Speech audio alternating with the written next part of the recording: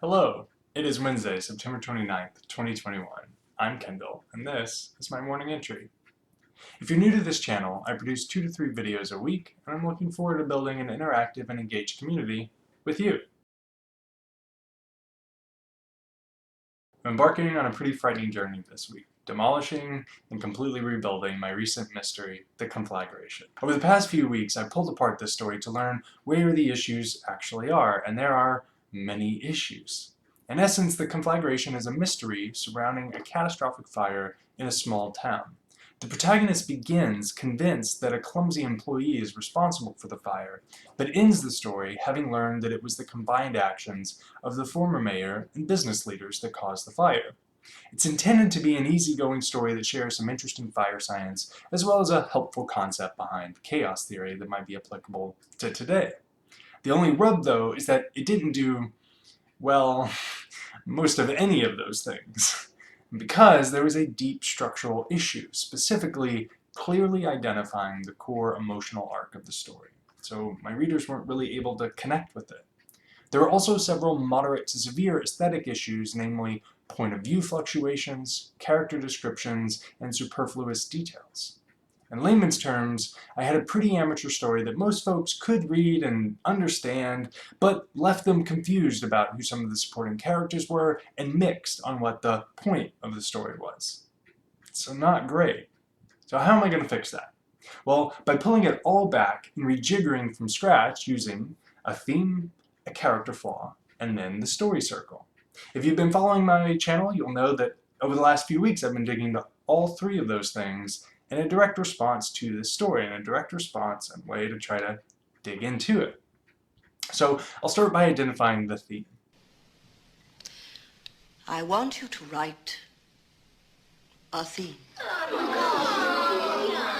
A theme is a sentence-long message that is at the core of any story.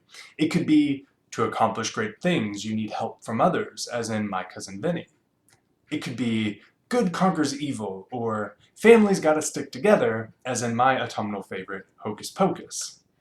Whatever the theme is, it just has to work and it has to be identifiable with the reader.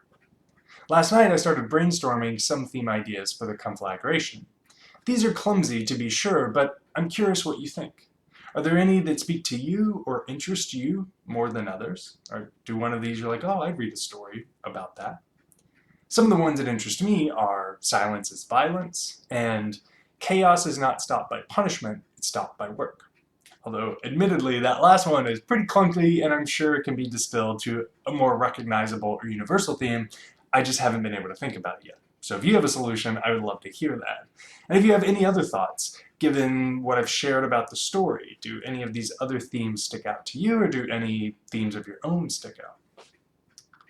After I choose a theme, I'll pick a character flaw that really contrasts with that theme, that really makes the protagonist squirm and struggle and wiggle their way out, right?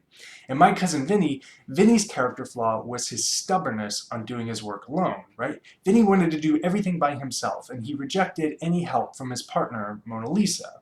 And so at the end, when he drags Mona Lisa in, when he realizes he has to have her help, that's why it's such a good climax, because he is being dragged against his will to this direction he doesn't want to go.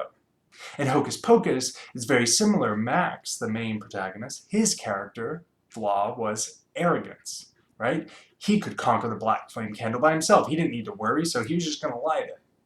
Right? He didn't care about his sister. He didn't need her, so he sort of ignored her and she got kidnapped.